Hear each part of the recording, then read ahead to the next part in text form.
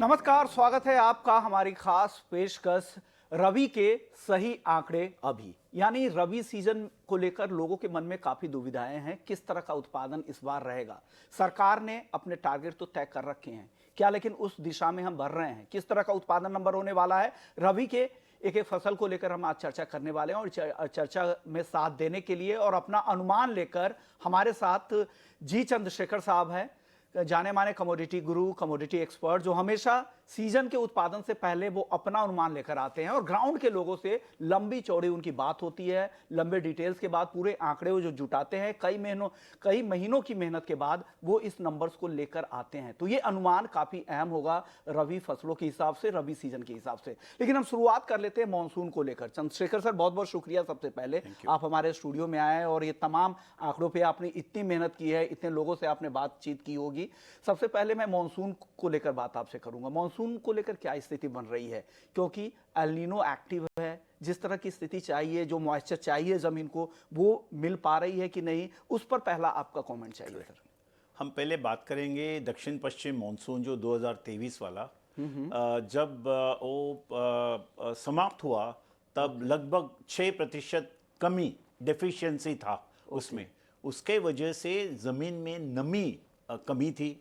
मगर एक अहम बात है कि पूर्व भारत में कहीं इलाका में, कहीं राज्यों में, पश्चिम उत्तर प्रदेश हो या पूर्व उत्तर प्रदेश हो, बिहार हो, झारखंड हो, बंगाल, सब जगह, झारखंड काफ़ी जगह में मॉइस्चर स्ट्रेस हो गया था, बहुत कम बरसात था। ऐसा एक बैकग्राउंड में अभी रबी की बुआई शुरू हुई जो नवंबर और दिसंबर में। और जैसे पहले बताया, ज़मीन में ज़रूर नमी कमी थी। दूसरा है, हमें चाहिए विंटर रेन्स, सर्दी का मौसम में हमें बारिश चाहिए। और एल नीनो के वजह से वो सर्दी का मौसम में जो बारिश जितना होना है वो नहीं हुआ है। तो अभी आप लेटेस्ट आईएमडी के जो सैटेलाइट पिक्चर देखोगे, तो उसमें पता लगेगा हमको कि कितने इलाके, हमारे देश में 36 मीटेरोलॉजिकल सब डिविजन्स है, उसमें लगभग 15 से 20 सब डिविजन डेफिशिएंट है और कहीं सब डिविजन लार्ज डेफिशिएंसी, यानी आधे से ज्यादा। तो ये रबी के लिए ये अच्छा नहीं है क्योंकि पानी बहुत कम है। तो इसका असर जरूर हमें दिखेगा पैदावार पर। सर, आईएमडी के आंकड़े की आप जिक्र कर रहे थे, जो अनुमान उन लोगों ने लगाया है, एल नीनो एक्टिव रहने की संभावना अप्रैल तक लगाई जा रही है। तो क्या लग रहा है, हीट वेव जो पिछले 2 सालों से हम देख रहे हैं कि हीट वेव फरवरी के महीने में शुरू हो जाती है, उससे यील्ड पर भी असर होता है, क्या ये लगातार तीसरा साल होगा जो ऐसी स्थिति पैदा होगी सर? नहीं, एल नीनो और हीट वेव में ज्यादा संबंध नहीं है। कुछ तो संबंध है मगर ज्यादा नहीं है। हीट वेव एक अलग ही इट्स अ वेदर फेनोमेनन। मगर एल नीनो के वजह से नमी कम हो जाता है जमीन पर, नंबर 1। दूसरा पॉइंट है, एल नीनो अब मार्च और अप्रैल तक चलेगा। यानी कि ड्राई कंडीशन जो है मार्च और अप्रैल महीना तक चलेगा। उसका असर हमारा क्रॉप में दिखेगा। मगर उसके अलावा समझो अभी हीट वेव भी हो गया और जिसके लक्षण अभी दिख रहे हैं, और आईएमडी का एक अनाउंसमेंट भी आया है कि फरवरी महीने में डे टेम्परेचर बढ़ने का संभावना ज्यादा है। तो वो बढ़ेगा तो लगभग हीट वेव कंडीशन हो जाएगा। तो ऐसा होगा फरवरी और मार्च में, तो ये तीसरा साल होगा of heat wave and lower crop. 2022 में हमने देखा, 2023 में देखा और 2024 में भी इसका काफ़ी असर मैं रबी क्रॉप में देख रहा हूँ। चलिए, अब तो ये तो मॉनसून की जो स्थिति है, जो मौसम की स्थिति है, क्लाइमेटिक कंडीशन है, इसके बारे में आपने काफी कुछ बता दिया, चीजें क्लियर भी की। अब एक एक करके मैं फसल के बारे में आपसे बात करता हूं। सर, सबसे पहले गेहूं एरिया में बहुत ज्यादा फर्क नहीं है पिछले साल और इस साल के एरिया में। क्या लग रहा है आउटपुट का? सरकार ने तो 1140 लाख टन का लक्ष्य तय कर रखा है, आपका अनुमान क्या है? ऐसा है, गेहूं में मैं दो सिनेरियो देख रहा हूं। एक सिनेरियो है, गॉड विलिंग, हमारा एकदम नॉर्मल मौसम, हमारा नॉर्मल रहेगा, हीट वेव नहीं रहेगा। तो एक उत्पादन का एक आंकड़ा है। दूसरा है, समझो हीट वेव आ गया है तो उत्पादन का एक जो आंकड़ा है वो अलग है। तो वो आंकड़ा मैं अभी आपको बताता हूँ। एक है हमारा लक्ष्य, जैसे कि तुमने बताया 114 मिलियन टन, मैं मिलियन में बिल्कुल, कोई बोलता नहीं हूँ। सर।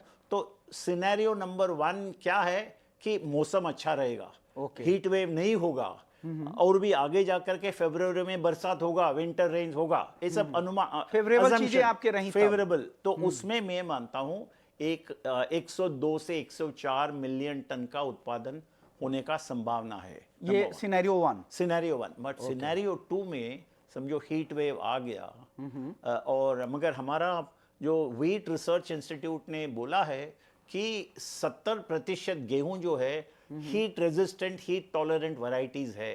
मगर उसका सबूत इस साल हमें मिलना चाहिए। तो हीट वेव आने के बावजूद भी क्या will it resist the heat, पता नहीं हमें। तो एक एडवर्स वेदर होगा तो मैं उस हमारा जो उत्पादन है और भी कम हो करके 95 टू 98 मिलियन टन हो सकता है।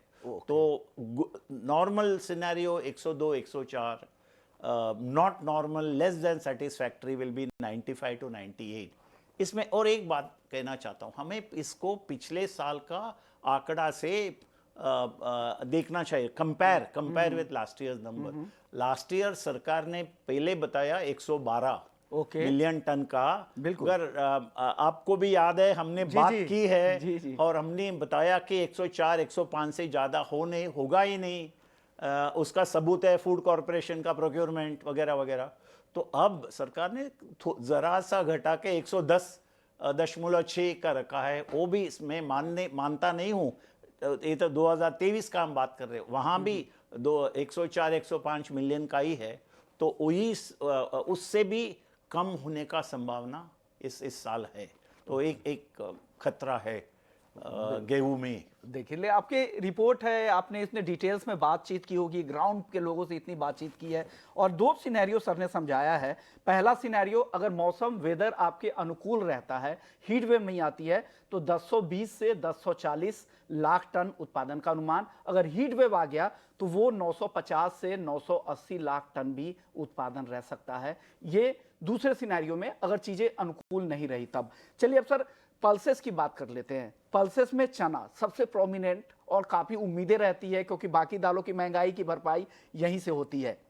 और जिस हिसाब से पुराने स्टॉक खत्म हो रहे हैं, मिलों की डिमांड है, क्रशिंग के लिए डिमांड है, और वो डिमांड की कमी को देखते हुए दाम भी तेजी से बढ़ते जा रहे हैं। मैं खुद ही रिटेल स्टोर्स में गया हूं तो काफी तेजी से बढ़े हैं। 100 रुपए के ऊपर रिटेल वाले बेच रहे हैं चने। मैं खुद खरीद के लाया हूं, पर्सनल एक्सपीरियंस बता रहा हूं। एरिया अगर सर देखें तो एरिया 2023 में करीब 112 लाख हेक्टेयर में था, 105 लाख हेक्टेयर में 2024 की बुआई है। आउटपुट सरकार ने 136 लाख टन का दे रखा है। सर क्या ये संभव लग रहा है? आपका अनुमान क्या है?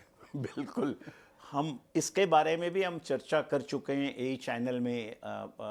एक सरकार का जो 136 लाख का जो आंकड़ा है, अभी लास्ट रिपोर्ट में उन्होंने घटा के उसको 122 लाख टन का अनुमान दिया है। मगर मैं ये मानता हूं कि 122 भी बहुत ज्यादा है, इतना उत्पादन नहीं था। 110 से 115 का मेरा अनुमान है। 2023 वाला मैं बोल रहा हूं। तो फिर भी ठीक है, 136 से तो 122 तक लाना पड़ा सरकार को, क्योंकि दे मस्ट बी रीअसेसमेंट तो होता है। मगर इस बार 6 लाख हेक्टेयर कमी है चना का जो एरिया में। This number 1। मौसम इतना अनुकूल नहीं है, और ये सब देखते हुए मेरा अनुमान होगा 100 लाख यानी 10 मिलियन टन टू 10.4 और 10.5 मिलियन टन, यानी 100 से 105 लाख टन का ही उत्पादन मैं देखता हूं। मगर in the normal weather conditions, but weather conditions और भी खराब हो गया तो मैं इससे भी 100 लाख टन से भी कम होने का खतरा है। मगर उसके बारे में अभी मैं बोलूंगा नहीं कुछ। नहीं बिल्कुल। मैं तो एक आपको लग रहा है जो अनुमानित फिगर अभी जो बैलेंस्ड करके जो चीजें दिख रही हैं आपको, वो 100 से 104 लाख टन के आसपास का दिख रहा है। लेकिन सरकार का, गवर्नमेंट ऑफ इंडिया का एस्टीमेट भी अगर 2023 का देखे तो 123 लाख टन का था। correct, लक्ष्य तो आपने कहा, हालांकि उन्होंने डाउनवर्ड रिवाइज किया है 122 लाख टन का, लेकिन वो भी अभी ज्यादा, उससे काफी ज्यादा दिख रहा है। और एरिया भी कम था, लोगों को भाव नहीं मिले, किसानों को पिछले कुछ सालों में भाव अच्छे नहीं मिले, तो उन्होंने शिफ्ट भी किया दूसरे फसलों की तरफ। सर, ये इसके बाद एक और फसल है जिसका रिकॉर्ड इंपोर्ट हो रहा है, उत्पादन भी इसका बम्पर रहने का अनुमान है। मसूर की मैं बात कर रहा हूं। 2023 का एरिया था 18 लाख हेक्टेयर में, 2024 का एरिया है 20 लाख हेक्टेयर में। आपका अनुमान क्या कह रहा है, किस तरह के उत्पादन के नंबर आ सकते हैं मसूर के? कोई बड़ा वृद्धि मैं देख नहीं रहा हूं। वैसे हमने सरकार की ओर से एक स्टेटमेंट भी देखा कि हमारा रिकॉर्ड उत्पादन होगा मसूर का इस साल, और हम दुनिया में सबसे बड़ा उत्पादक बन जाएंगे। तो पिछले साल 16 लाख टन का जो उत्पादन था, इस साल में ज्यादा इसमें कोई इजाफा देख नहीं रहा हूं। शायद 1 लाख, मैक्सिमम ज्यादा से ज्यादा 2 लाख टन का वृद्धि हो सकता है। तो मैं इसका आंकड़ा 17 लाख से 18 लाख टन का मसूर का उत्पादन मेरा अनुमान है। ओके, सत्तर, यानी बहुत ज्यादा जितना माहौल बनाया जा रहा है उतना अनुमान तो नहीं है। अब मटर को लेकर सर क्या अनुमान लगा रहे हैं आप? हाँ, मटर is very very tricky crop. मटर में 10 लाख हेक्टेयर का ही एरिया है, बिल्कुल बिल्कुल सिमिलर एरिया है जो 2023 और 24 तो उसमें भी उसका सरकार का कोई अलग एरिया का एस्टिमेट आता है, मगर उत्पादन का एस्टिमेट नहीं आता है कृषि मंत्रालय से। पर मेरा अनुमान है 7 से 8 लाख टन का मटर का उत्पादन, मेरा अनुमान है उसमें। ओके, चलिए सर, अब दलहन की बात हो गई, गेहूं जो प्रोमिनेंट 2 चीजें हो गई, आपके थाली की जुड़ी हुई 2 चीजें तो हो गई। अब मोटा अनाज में मक्के की बात कर लेते हैं, क्योंकि इस पर सबसे ज्यादा नजर रहती है। इंडस्ट्रियल इस्तेमाल भी खूब होता है, एफएमसीजी कंपनियां भी इस्तेमाल करती है, इसकी चर्चा इसलिए जरूरी है।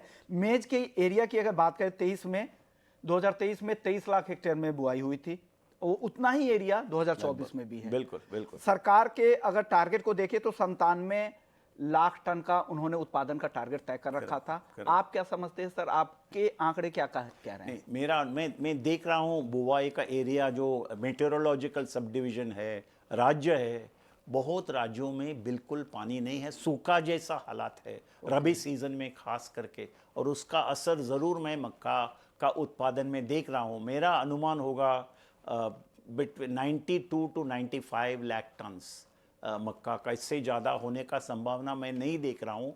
इसके वजह से, कम उत्पादन के वजह से मक्का का जो डिमांड सप्लाई फंडामेंटल है काफ़ी टाइट हो जाएगा। और क्योंकि 3 नए सेक्टर्स यूज़र इंडस्ट्री है, एक है स्टार्च, दूसरा है फीड, तीसरा भी निकला है एथेनॉल। तो एथेनॉल इंडस्ट्री का भी डिमांड बढ़ेगा। तो मैं मानता हूँ काफ़ी टाइट सप्लाई डिमांड सिचुएशन होगा, और एक आ सकता है टाइम हमें आयात करना भी पड़ेगा मक्के का। ऐसा एक मैं देख रहा हूँ। क्या लग रहा है आपको, क्या दाम ऊपर की तरफ ही जाएंगे? किस तरह का ट्रेंड आप देख रहे हैं? बिल्कुल बिल्कुल, दाम तो काफ़ी मजबूत रहेंगे, काफ़ी फर्म रहेंगे। मेज काफ़ी बुलिश रहेगा। इंटरनेशनल भी दिक्कत है, इंटरनेशनल में भी दाम ऊपर जा रहे हैं, तो ये काफ़ी अहम कमोडिटी है जिस पे नज़र है।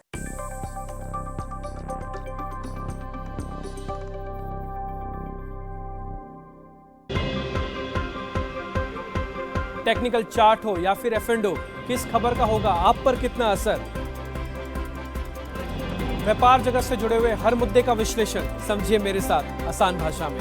ग्रोथ बहुत अच्छी चल रही है। बनाइए अपने ट्रेडिंग डे की बेहतर रणनीति। शॉर्ट कवरिंग से लॉन्ग में आने में समय लगेगा, इसलिए ये एक मेक ब्रेक लेवल है। 200 दिन की एवरेज के ऊपर आके हम ट्रेड करने लगे हैं। मैं डिम्पी कालरा, जुड़िए मेरे साथ सिर्फ 18 हाउस स्वदेश पर। मौसम को अपने पैशन के बीच जो नहीं आने देते, मैं उनका फैन हूं। मेरी तरह SBI भी आपका फैन है, इसलिए SBI आपके लिए थोड़ी एक्स्ट्रा मेहनत करता है। तो excellent customer service, assistance to MSMEs और टेक्नोलॉजी ड्रिवन बैंकिंग सॉल्यूशंस। घर छोड़ दूं, SBI बदल रहा है, क्योंकि हम एक बदलते देश के फैन हैं। SBI, देश का फैन। देश की पहली रीजनल रैपिड रेल सेवा, 5 शहरों में मेट्रो का संचालन, शहरी बेघरों के लिए घर, शौचालयों का निर्माण, उत्तर प्रदेश में योगी सरकार प्रदेश के शहरों को विश्व स्तरीय बनाकर अपने नागरिकों को प्रदान कर रही है बेहतर जीवन स्तर। प्रदेश सरकार द्वारा प्रधानमंत्री आवास योजना शहरी के अंतर्गत किए गए लाखों आवासों के निर्माण से मिली शहरी बेघरों को छत। स्मार्ट सिटी मिशन के तहत राज्य की 10 स्मार्ट सिटीज में integrated command and control centre की हो रही है स्थापना। इतना ही नहीं, इंडिया स्मार्ट सिटीज अवार्ड्स में उत्तर प्रदेश को मिला तृतीय स्थान। अमृत योजना के जरिए प्रदेश के शहरों में की जा रही है जल आपूर्ति, सीवरेज संयोजन और पार्कों का निर्माण। स्वच्छ भारत अभियान के अंतर्गत शहरों में सॉलिड वेस्ट प्रोसेसिंग प्लांट किए गए स्थापित। पिछले 6-7 वर्षों में उत्तर प्रदेश ने अपनी इमेज को बदला है। आज उत्तर प्रदेश नए भारत का नया उत्तर प्रदेश है, और अगर कहें तो विकसित भारत का एक विकसित उत्तर प्रदेश। उत्तर प्रदेश में डबल इंजन की सरकार प्रदेश के शहरों में कर रही है अभूतपूर्व विकास।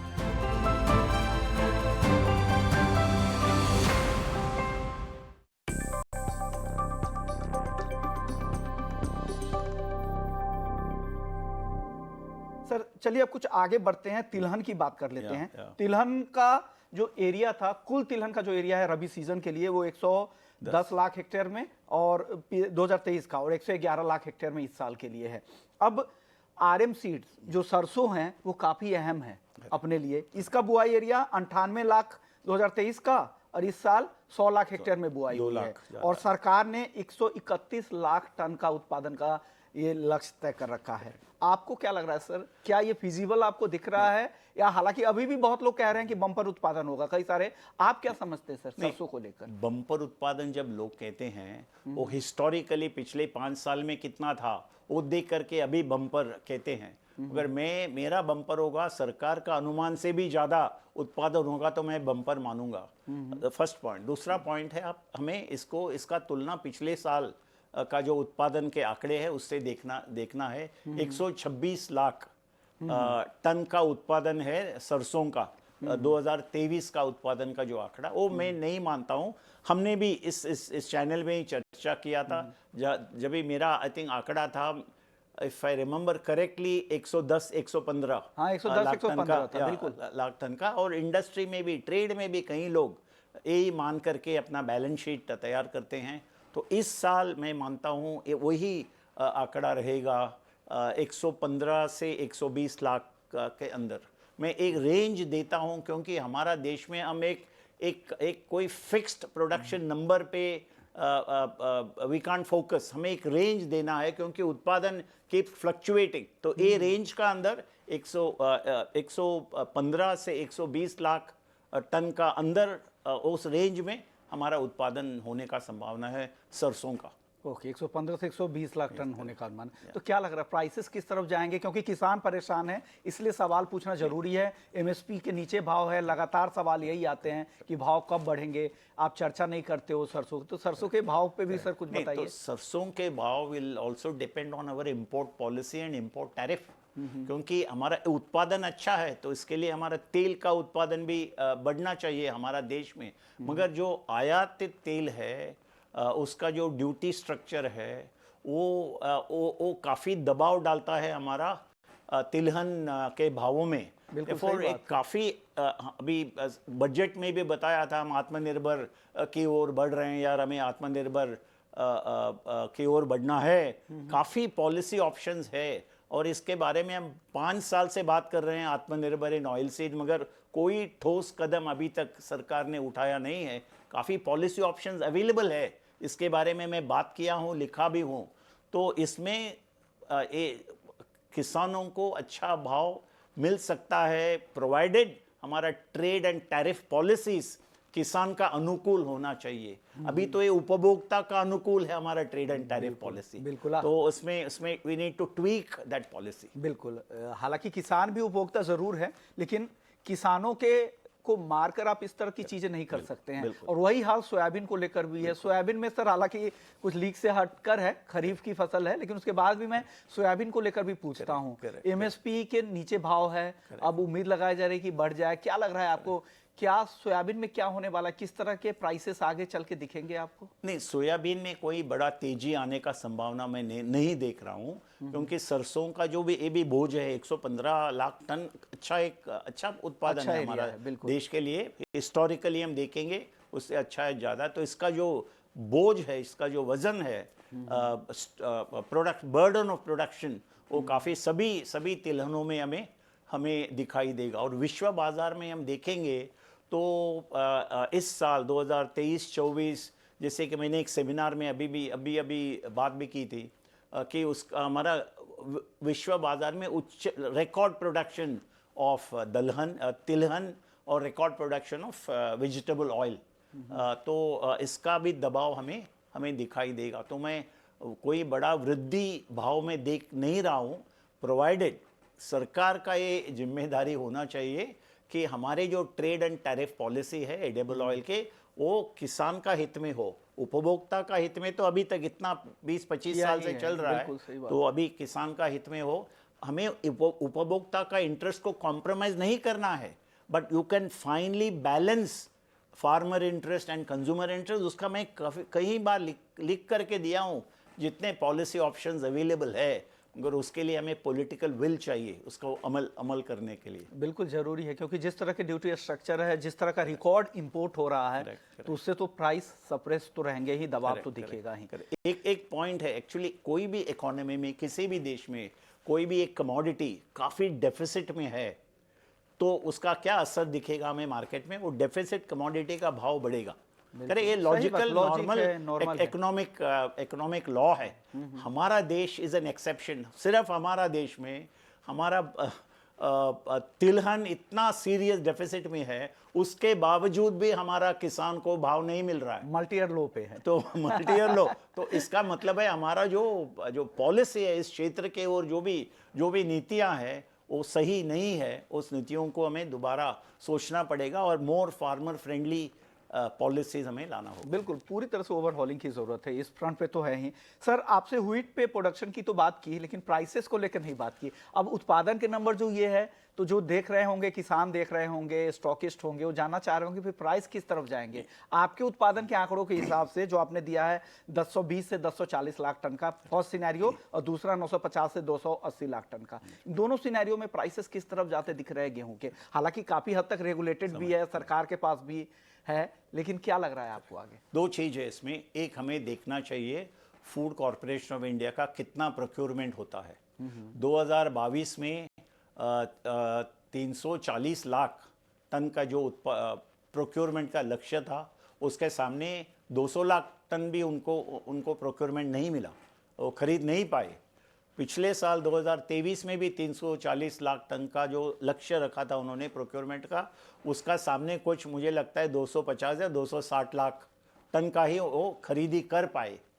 इस साल अभी पता नहीं क्या है उनका प्रोक्योरमेंट टारगेट क्या है, मगर ये जो आंकड़े सही निकले, और मैं मानता हूँ ये सही निकलेंगे, तो भाव तो ज़रूर ऊपर रहेगा और फूड कॉरपोरेशन ऑफ इंडिया को काफ़ी दिक्कत होना हो जाएगा फॉर प्रोक्योरमेंट। बट पंजाब जैसे राज्यों में तो किसान जो भी भाव मिलता है एमएसपी या प्रोक्योरमेंट प्राइस में तो एफसीआई को दे देता है, क्योंकि it's a very easy option. Easy option है, कटाई ऑफलोड करो, करना दे दो आसान उनको, है, फिर अगली फसल की तैयारी में लग जाते हैं। तो ऐसा है, तो भाव में कोई बिल्कुल भाव घटने का संभावना नहीं है। कोई price, if there is a change in price, it will be to the upside and not to the downside. Okay. मतलब सरकार कोशिश करेगी, दबाएगी तो हो सकता है कि प्राइस स्टेबल रहे, बहुत ज्यादा तेजी ना आए, कम होने की तो संभावना नहीं दिख रही। मगर मैं ये भी मानता हूं कि ये तीसरा साल अभी हमारा उत्पादन कम होगा, तो लगभग हमें आयात करना ही पड़ेगा, ऐसा मेरा अनुमान है। नहीं तो भाव तो एक हद से बाहर चला जाएगा, उसका खतरा है। हमें इंपोर्ट करना चाहिए 40-50 लाख टन का इंपोर्ट, और इंपोर्ट करना कोई शर्म की बात नहीं है। उत्पादन कम है तो हम इंपोर्ट करेंगे। लोग बिल्कुल, लोगों हमें को- 140 करोड़ बिल्कुल, लोगों को कैटर बिल्कुल, करना है, तो वो बिल्कुल, तो जरूरत ही है। बिल्कुल बिल्कुल। सर, अब आपने प्राइस की भी बात कर ली, उत्पादन की, दलहन के प्राइस की बात नहीं हुई। लगातार अप ट्रेंड में क्या लग रहा है, चना और मसूर, इन दोनों के प्राइसेस, हालांकि मसूर का उत्पादन ग्लोबली बहुत ज्यादा है, इन क्या लग रहा है तभी भी इन दोनों दालों के दाम किधर जाएंगे आगे? राइट। अभी 2 या 3 चीज है कि एक, सरकार ने मसूर, तुअर और उड़द का इंपोर्ट मार्च 2025 तक खोल दिया है, फ्री इंपोर्ट है। येलो पी यानी पीला मटर का इंपोर्ट भी अभी जारी है, वो मार्च 2024 तक, अगला महीने से बंद हो जाएगा। मगर मेरा अनुमान है कि एक बहुत 5 या 6-7 लाख टन का जो इंपोर्ट होगा पीला मटर का, उसका दबाव हमें दिखेगा चना का ऊपर, चिकपी का ऊपर। मगर ये तो भाव जरा सा दबाव में रहेगा अभी फरवरी, मार्च, अप्रैल, मई तक। पर उसका बाद क्या होगा, भाव बढ़ने लगेगा। और उसको एक कारण होगा कि अवर साउथ वेस्ट मानसून का जो फोरकास्ट आएगा एंड ऑफ अप्रैल, तो तभी वो जो फोरकास्ट आएगा उसका भी एक असर पड़ेगा मार्केट में। और मेरा अनुमान है कि एल नीनो मार्च महीना तक इट विल फेड आउट, खत्म हो जाएगा। मगर उसका बाद 2 या 3 महीना, मई, जून, जुलाई, एक कंडीशन है एनसो न्यूट्रल, तो एक न्यूट्रल कंडीशन तैयार होगा। और उसका बाद लानीना की स्थिति बनेगी। ला निन्या का एक बड़ा संभावना मैं देख रहा हूँ। तो अभी देखते हैं क्या होता है। ओके, शुक्रिया सर। इस एज में आप इतनी मेहनत कर रहे हैं, ग्राउंड के लोगों से बात करके इतने सारे आंकड़े और इतने ऑथेंटिक आंकड़े पिछले कई सीजन से हम लोग कर भी रहे हैं, खरीफ पे, रबी का दूसरा सीजन हम लोग कर रहे हैं। इस रिपोर्ट को आप लेकर आए इतनी मेहनत से। एक बार फिर से आपके आंकड़े को मैं दोहरा देता हूं। सर का आंकड़ा यही है, व्हीट में अगर मौसम फेवरेबल रहा तो 220 से 240 लाख टन उत्पादन का जी चंद्रशेखर जी का अनुमान है। अगर सेकेंड सिनेरियो, अगर मौसम अनुकूल नहीं रहा तो 950 से 980 लाख टन गेहूं उत्पादन का अनुमान है। वहीं चना उत्पादन का इनका अनुमान है 100 लाख टन से 104 लाख टन का। मसूर का 17 से 18 लाख टन उत्पादन का अनुमान है। वहीं मटर में 7 से 8 लाख टन उत्पादन का अनुमान है। वहीं मक्के में 92 से 95 लाख टन उत्पादन का अनुमान है। और सरसों का 116 से 120 लाख टन उत्पादन का अनुमान है। एक बार बहुत बहुत शुक्रिया, आप आए और पहली रिपोर्ट ईटी नाउ स्वदेश पर आपने बताई कि रबी सीजन में किस तरह का उत्पादन रह सकता है। तो इस खास पेशकश को यहीं समेटते हैं, लेकिन बाकी खबरों के लिए आप बने रहिए हमारे साथ। नमस्कार।